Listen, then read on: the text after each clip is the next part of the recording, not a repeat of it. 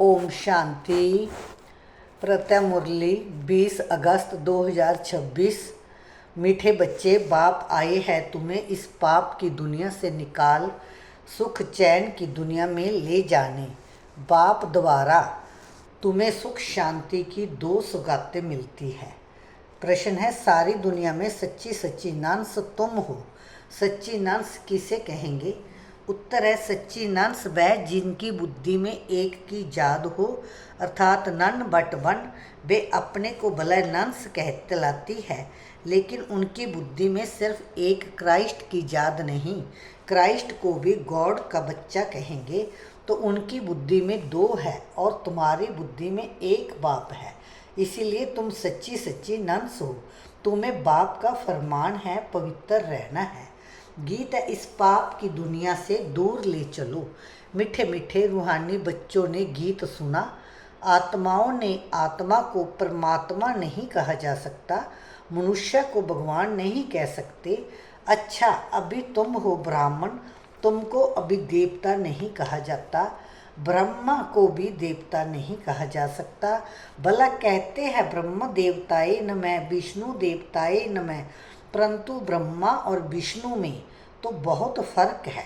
विष्णु को देवता कहा जाता है, ब्रह्मा को देवता नहीं कह सकते, क्योंकि वह है ब्राह्मणों का बाप। ब्राह्मणों को देवता नहीं कहा जा सकता। अब जय बातें कोई मनुष्य को नहीं समझा सकते, भगवान ही समझाते हैं। मनुष्य तो अंधश्रद्धा में जो आता है सो बोल देते हैं। अभी तुम बच्चे समझते हो, रूहानी बाप हम बच्चों को पढ़ा रहे हैं। अपने को आत्मा समझना चाहिए। अहम आत्मा यह शरीर लेती है। अहम आत्मा ने 84 जन्म लिए हैं। जैसे जैसे कर्म करते हैं वैसे शरीर मिलता है। शरीर से आत्मा अलग हो जाती है तो फिर शरीर से प्यार नहीं रहता, आत्मा से प्यार रहता है। आत्मा में भी प्यार तब है जबकि आत्मा शरीर में है। पितरों को मनुष्य बुलाते हैं, शरीर तो उनका खत्म हो गया, फिर भी उनकी आत्मा को याद करते हैं, इसलिए ब्राह्मण में बुलाते हैं। कहते हैं फलाने की आत्मा आओ, जय भोजन आकर खाओ। गोवा आत्मा में मोह रहता है, परंतु पहले शरीर में मोह था, वह शरीर याद आता था। ऐसे नहीं समझते कि हम आत्मा को बुलाते हैं। आत्मा ही सब कुछ करती है। आत्मा में अच्छे व बुरे संस्कार रहते हैं। पहले पहले है देह अभिमान, फिर उसके बाद और विकार आते हैं। सबको मिलाकर कहा जाता है विकारी। जिसमें जय विकार नहीं है उनको कहा जाता है निर्विकारी। जय तो समझते हो बरोबर, भारत में जब देवी देवता थे तो उनमें दैवी गुण थे। इन लक्ष्मी नारायण का है ही देवी देवता धर्म। जैसे क्रिश्चियन धर्म में मेल अथवा फीमेल सब क्रिश्चियन हैं। जय भी कहा जाता है। देवी देवता, राजा रानी, प्रजा सब देवी देवता धर्म के हैं। जय बहुत ऊंचा सुख देने वाला धर्म है। बच्चों ने गीत भी सुना। जय आत्मा ने कहा कि बाबा ऐसी जगह ले चलो जहाँ मुझे चैन शांति हो। वह तो है सुख धाम और शांति धाम, जहाँ बड़े बेचैन हैं। सतयुग में बेचैनी होती नहीं। वह तो है ही सुख धाम और शांति धाम, जहाँ बड़े बेचैन हैं। सतयुग में बेचैनी होती नहीं। बाप कहते हैं मुक्ति और जीवन मुक्ति जय दो सौगातें मैं कल्प कल्प लाता हूँ, परंतु तुम भूल जाते हो। ड्रामा में भूलना ही है, सब भूल जाए तब तो मैं आऊँ। अब तुम ब्राह्मण बने हो, तुमको निश्चय है हमने 84 जन्म लिए हैं, तो पूरा ज्ञान नहीं उठाएंगे, वह पहले नई दुनिया में भी नहीं आएंगे। त्रेता व त्रेता के अंत में आ जाएं, सारा मदार है पुरुषार्थ पर। सतयुग में सुख था, इन लक्ष्मी नारायण का राज्य था। अच्छा, इनके आगे जन्म में जय कौन थे किसी को पता नहीं है। अगले जन्म में जय ब्राह्मण थे, उससे पहले शूद्र थे। वर्णों पर तुम अच्छी रीति समझा सकते हो। अभी तुम समझते हो हम 21 जन्म के लिए चैन पाएंगे। बाबा हमको वह रास्ता बता रहे हैं। हम अभी पतित हैं, इसलिए बेचैन हैं, दुखी हैं। जहाँ चैन हो उसको सुख शांति कहेंगे। तो अब तुम बच्चों की बुद्धि में आदि मध्य अंत का ज्ञान है। समझते हो बरोबर सतयुग में भारत कितना सुखी था। दुख अथवा बेचैनी का नाम नहीं था। अभी तुम पुरुषार्थ कर रहे हो स्वर्ग में जाने के लिए। अभी तुम बने हो ईश्वरीय संप्रदाय के और वह है असुरी संप्रदाय के। कहते हैं ना, पाप आत्मा, आत्माएं अनेक है, परमात्मा एक है। सब ब्रदर्स है, सब परमात्मा हो नहीं सकते। इतनी थोड़ी सी बात भी मनुष्यों की बुद्धि में नहीं है। बाबा ने समझाया है जैसे सारी दुनिया बड़ा बेहद का टापू है, वह छोटे छोटे टापू होते हैं। इस बेहद टापू पर रावण का राज्य है। इन बातों को मनुष्य नहीं समझते हैं, वह तो सिर्फ कहानियाँ सुनाते रहते हैं। कहानी को ज्ञान नहीं कहा जाता, उनसे मनुष्य सद्गति को पा नहीं सकते। ज्ञान से सद्गति मिलती है। ज्ञान देने वाला एक बाप है, दूसरा ना कोई। भक्तों की भगवान ही आकर रक्षा करते हैं, मनुष्य मनुष्य की रक्षा नहीं कर सकते। शिव बाबा सभी बच्चों को वर्षा देते हैं। वह बाप भी है, शिक्षक भी है, सतगुरु भी है, वकील बैरिस्टर भी है, क्योंकि जमघटों की सजा से छुड़ाने वाला है। सतयुग में कोई भी जेल में नहीं जाएंगे, बाप सबको जेल से छुड़ाते हैं। बच्चों को सर्वश्रेष्ठ सब मनोकामनाएं पूरी होती हैं। रावण द्वारा अशुद्ध कामनाएं पूरी होती है, बाप द्वारा शुद्ध कामनाएं पूरी होती है। शुद्ध कामनाएं पूरी होने से तुम सदा सुखी बन जाते हो। अशुद्ध कामना है पतित विकारी बनना। पावन रहने वाले को ब्रह्मचारी कहा जाता है। तुमको भी पवित्र रहना है, पवित्र बन और पवित्र दुनिया का मालिक बनना है। पति से पावन एक बाप ही बनाते हैं। साधु संत आदि तो विकार से पैदा होते हैं, देवताओं के लिए उसे ऐसे थोड़े ही कहेंगे, वहाँ विकार होते ही नहीं। वह है ही पावन दुनिया। लक्ष्मी नारायण संपूर्ण निर्विकारी थे, भारत पवित्र था। जय अभी तुम समझते हो। सतयुग में प्योरिटी थी तो पीस प्रॉस्पेरिटी भी थी, सब सुखी थे। रावण राज्य जब से हुआ है तो गिरते आए हैं, अभी तो कोई काम के नहीं रहे हैं, एकदम कौड़ी मिसल बन गई है। अब फिर हीरे मिसल बाप द्वारा बनते हो। भारत जब सतयुग था तो हीरे जैसा था, अब तो कौड़ी मिसल भी नहीं है। अपने धर्म का ही किसी को पता नहीं पड़ता है, पाप करते रहते हैं, वहाँ तो पाप का नाम नहीं।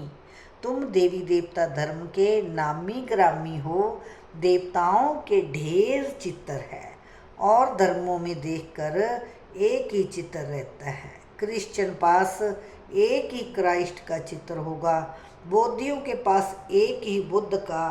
क्रिश्चियन क्राइस्ट को ही याद करते हैं, उनको नन्स कहा जाता है।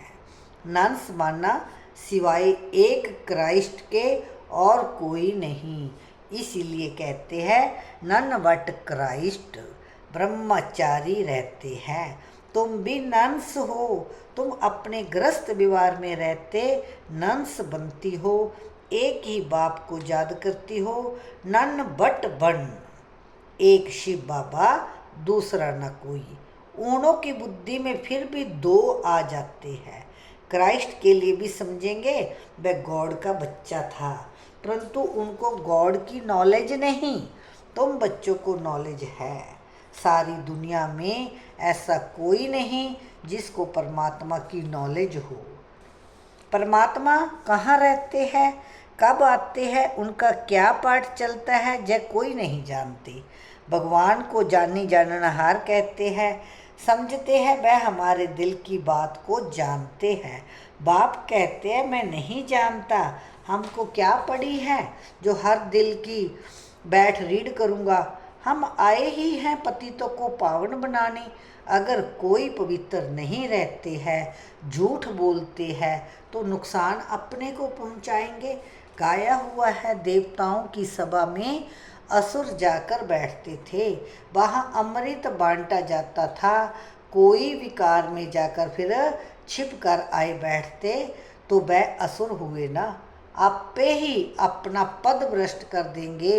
हर एक को अपना पुरुषार्थ करना है, नहीं तो अपने ही सत्यानाश करते हैं।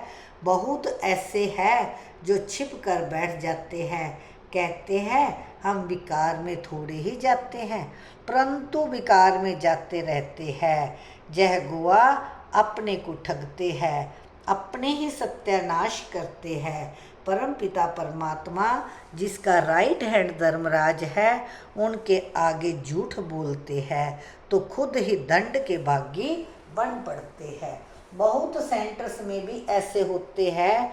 बाबा जब पहली बार दिल्ली में गया था तो रोज एक आता था और विकार में जाता रहता था। पूछा जाता था जब के पवित्र नहीं रहते हो तो आते क्यों न हो? कहता था आऊँगा नहीं तो निर्विकारी कैसे बनूँगा। पवित्रता अच्छी लगती है परंतु रह भी नहीं सकता हूँ। आखिरीन तो सुधर जाऊँगा, नहीं आऊँगा तो बेड़ा गर्क हो जाएगा और कोई रास्ता ही नहीं है। इसलिए हमको जहाँ आना पड़ता है।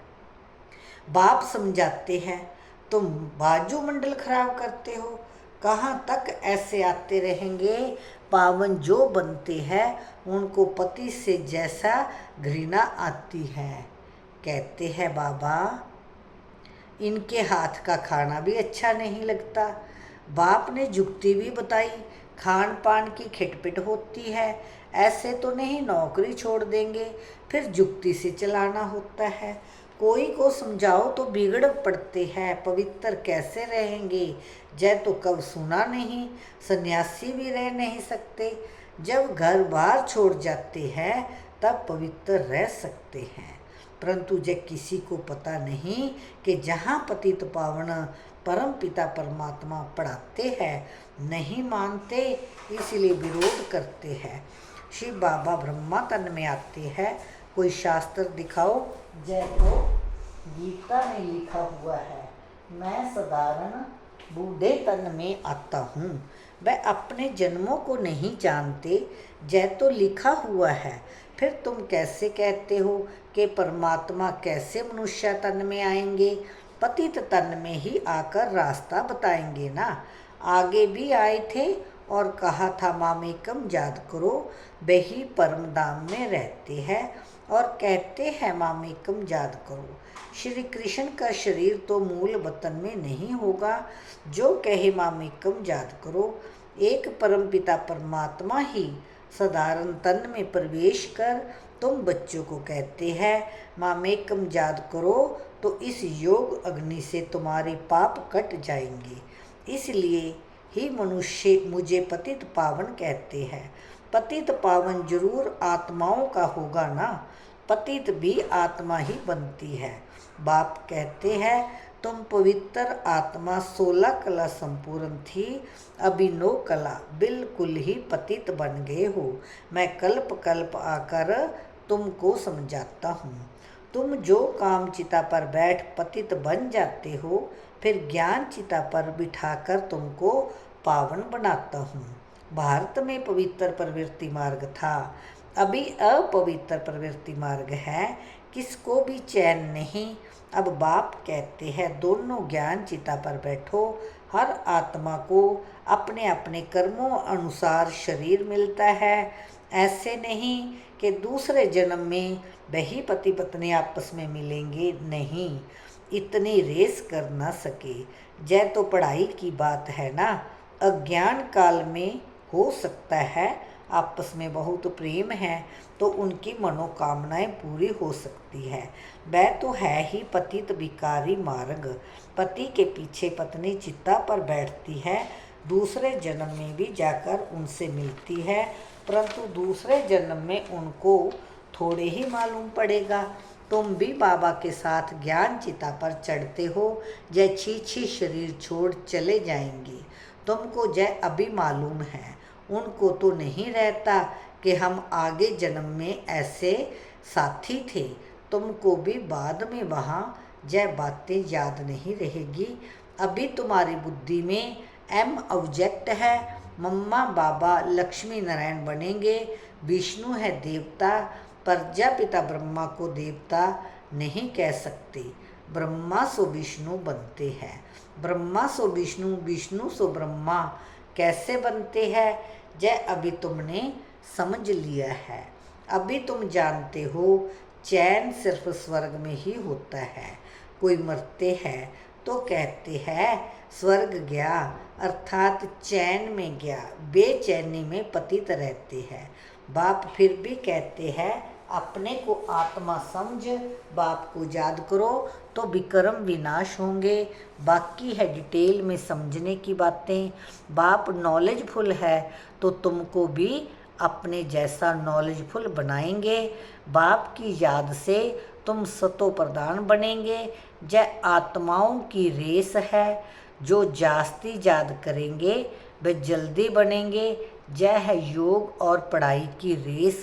स्कूल में भी रेस होती है ना, ढेर स्टूडेंट्स होते हैं, उनमें से जो नंबर 1 निकलते हैं उनको स्कॉलरशिप मिलती है। एक ही पढ़ाई लाखों करोड़ों आत्माओं के लिए होती है, तो इतने स्कूल भी होंगे ना। अब तुमको जय पढ़ाई पढ़नी है, सबको रास्ता बताओ, अंधों की लाठी बनो, घर घर में पैगाम पहुंचाना है। अच्छा, मीठे मीठे से खिलते बच्चों प्रति माता पिता बाप दादा का याद प्यार और गुड मॉर्निंग। रूहानी बाप की रूहानी बच्चों को नमस्ते। धारणा के लिए मुख्य सार है, अब अशुद्ध कामनाओं का त्याग कर शुद्ध कामनाएं रखनी है। सबसे शुद्ध कामना है पवित्र बनकर पवित्र दुनिया का मालिक बने। कोई भी भूल को छिपाकर अपने आप को ठगना नहीं है। धर्मराज बाप से सदा सच्चा रहना है। ज्ञान चिता पर बैठ इस पढ़ाई में रेस कर भविष्य नई दुनिया में उच्च पद पाना है। योग अग्नि से भी कर्मों के खाते को दग्ध करना है। वरदान है बुद्धि की प्रीत एक प्रीतम से लगाकर सदा सन्मुख की अनुभूति करने वाले विजयी रतन भव। प्रीत बुद्धि अर्थात बुद्धि की लगन एक प्रीतम के साथ लगी हुई हो।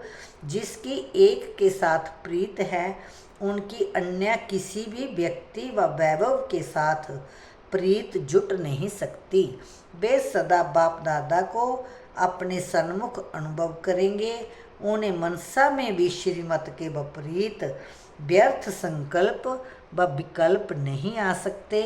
उनके मुख से व दिल से यही बोल निकलते, तुम्ही से खाऊं, तुम्ही से बैठूं, तुम्ही से सर्व संबंध निभाऊं। ऐसे सदा प्रीत बुद्धि रहने वाले ही विजयी रतन बनते हैं। स्लोगन है चाहिए चाहिए का संकल्प आना भी रॉयल रूप का मांगना है। अव्यक्त इशारा। संगम युग पर बाप दादा ने सभी बच्चों को पहला व्रत दिया है संपूर्ण पवित्र भव। यह पवित्रता का व्रत सिर्फ ब्रह्मचर्य का व्रत नहीं है, लेकिन ब्रह्मा बाप समान हर बोल में पवित्रता का वाइब्रेशन समाया हुआ हो, हर संकल्प में पवित्रता का महत्व हो, हर कर्म में कर्मयोगी जीवन का अनुभव हो। इसी को कहा जाता है ब्रह्मचारी सो ब्रह्मचारी। अच्छा, ओम शांति।